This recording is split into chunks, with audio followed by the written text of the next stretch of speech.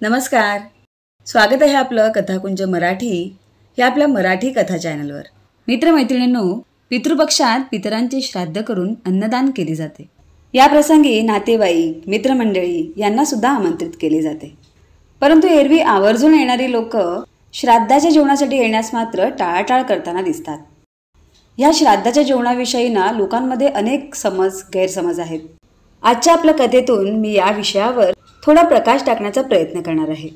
अर्थातच यामध्ये कुणाच्याही भावना मला दुखवायच्या नाहीत.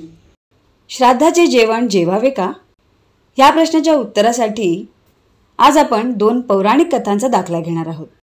या कथा तुम्हाला आवडल्या तर लाईक करा, शेअर करा आणि अशाच दर्जेदार कथा ऐकण्यासाठी कथाकुंज मराठी ह्या आपल्या मराठी कथा चॅनलला सबस्क्राईब करा. चला तर मग सुरुवात करूया आजच्या कथेला. पहिल्या कथेच्या संदर्भासाठी श्री नवनाथ या ग्रंथाचा 9वा अध्याय पूर्ण पाहावा.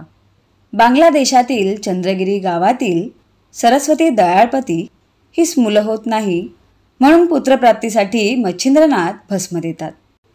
परंतु भस्माने कधी मुलं होतात का, असा संशय मनात उत्पन्न होऊन ती ते भस्म न खाता उकिरड्यात टाकून देते. 12 वर्षांनी नाथ पुन्हा तिच्याकडे येतात. तेव्हा त्यांना सगळी हकीकत कळते. ते त्या उकिरड्यातून 12 वर्षाच्या एका मुलाला बाहेर काढतात आणि त्या मुलाला नाव देण्यात येते गोरक्ष. हेच ते गोरक्षनाथ. पुढे या गोरक्षनाथास घेऊन मच्छिंद्रनाथ तीर्थयात्रेसाठी निघून जातात.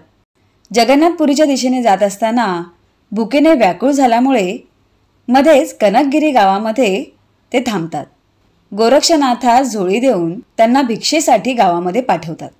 त्यावेळी गावात एका ब्राह्मणाच्या घरी श्राद्धाचे जेवण चालू होते. गोरक्षनाथ तिथे गेले आणि त्यांनी भिक्षा मागितली. ते ऐकून त्या घरातील स्त्रीने एक ताट पूर्ण भरून त्याला आणून दिले. भुकेपुरतं मिळालं म्हणून गोरक्षनाथ ते ताट घेऊन गुरुकडे आले.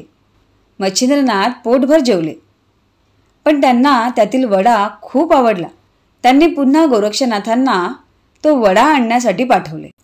गुरुच्या आज्ञेचे पालन करण्यासाठी गोरक्षनाथ पुन्हा त्या घरी गेले आणि भिक्षा मागू लागले. त्यावर त्या घरातील बाई म्हणाली, भिक्षुक म्हणून तुझी दया करून मगाशी मी तुला पूर्ण ताट भरून भिक्षा दिली, तरी तू पुन्हा आलास. त्यावर गोरक्षनाथ म्हणाले की मी माझ्यासाठी आलो नाही, माझ्या गुरूंना ते वडे खूप आवडले, त्यांच्यासाठी ते वडे नेण्यासाठी मी आलो आहे. यावर ती स्त्री म्हणाली, पण यावेळेस मात्र तुला हे अन्न फुकट मिळणार नाही, तुला याची किंमत मोजावी लागेल. त्या स्त्रीचे बोलणे ऐकून गोरक्षनाथ म्हणाले, मी खरंच सांगतोय, मला माझ्यासाठी नको आहे, मी माझ्या गुरूंसाठी वडे नेण्यासाठी आलो आहे. तुम्हाला वड्यांच्या बदल्यात काय हवं ते मी द्यायला तयार आहे, पण मला ते वडे द्या. त्यावर गोरक्षनाथांची परीक्षा घेण्यासाठी ती स्त्री म्हणाली, ठीक आहे, तर मग मला तुझा डोळा दे. हे ऐकताच क्षणाचाही विलंब न करता गोरक्षनाथांनी डोळ्यात बोट घालून आपल्या डोळ्यातलं बुबुळ काढून त्या बाईच्या समोर ठेवलं. हे पाहताच ती बाई एकदम दचकली. आपल्या मागणीबद्दल तिला खूप वाईट वाटले. आपल्या चुकीची गोरक्षनाथांकडे क्षमा मागून तिने त्यांचा डोळा आणि गुरूंसाठी वडे दिले. डोळ्यावर हात ठेवून आणि वडे घेऊन गोरक्षनाथ मच्छिंद्रनाथांसमोर उभे राहिले. गुरूंना सगळी हकीकत कळली.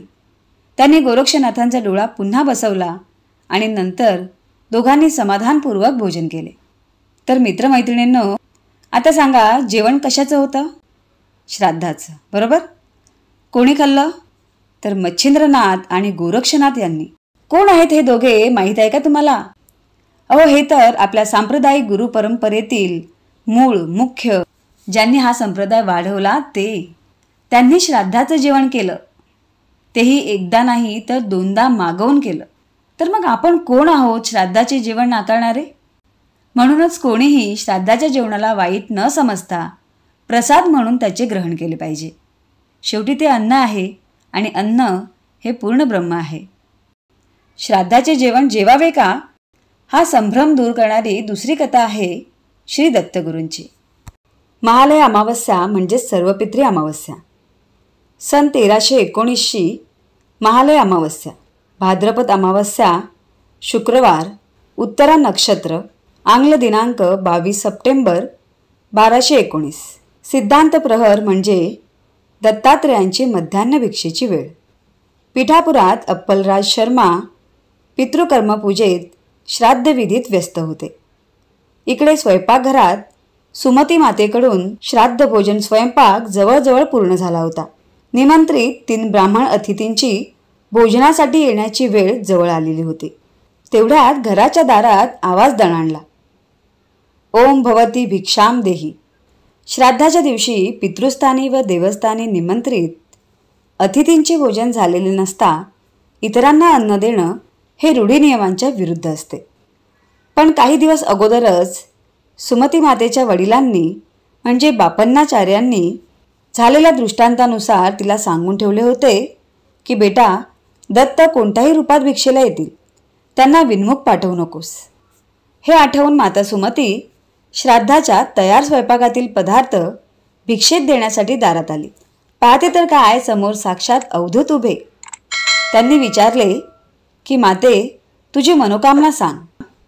सुमती माता ही कोणी साधारण स्त्री नसून माता अनुसूयेचे सत्व तत्व घेऊन आलेली आधीच्या जन्माची सुशीला होती. म्हणजे ती दत्तांची आईच होती. त्यामुळे ती साधारण लोकांपेक्षा काहीतरी वेगळंच मागणार. ती म्हणाली की जुने जाणते लोक सांगतात की दत्तप्रभू 100 वर्षांपासून श्रीपाद श्री वल्लभ रूपात दर्शन देत आहेत. मलाही त्यांचं दर्शन घ्यायची फार इच्छा आहे. हे ऐकताच अवधूताने गडगडाटी कांठळा बसतील असे हास्य केले व सुमती मातेसमोर 16 वर्षांचे सुकुमार श्रीपाद श्री वल्लभ उभे राहिले. त्यांच्या दर्शनाने भान हरपलेल्या सुमती मातेने श्रीपादांना साष्टांग दंडवत घालताच श्रीपाद म्हणाले की आई, तू हे काय केलेस? तुझी इच्छा सांग. सुमती माता म्हणाली की तू आता मला आई म्हणालाच आहेस तर तूच माझ्या पोटी ये. तथास्तु म्हणत श्रीपाद अंतर्धान पावले व 1320 सालच्या गणेश चतुर्थीला श्रीपाद सुमती मातेच्या पोटातून ज्योती रूपात अवतरले. अवधूत दत्तात्रेयांस श्रीपाद श्री वल्लभ रूपात अवतरण्यास जी महालय अमावस्या व भिक्षा कारणीभूत ठरली, तिचे महत्त्व अनन्यसाधारण आहे. म्हणून प्रत्येक व्यक्तीने आपल्या परीने यथाशक्तीने कर्म करावे आणि श्रीपाद श्री वल्लभ प्रभूंकडे आपल्या पितरांना सद्गती मिळण्यासाठी विनंती करावी. तर मित्रमैत्रिणींनो, श्राद्धाचे जेवण जेवावे का, या प्रश्नाचे उत्तर तुम्हाला मिळाले असेल.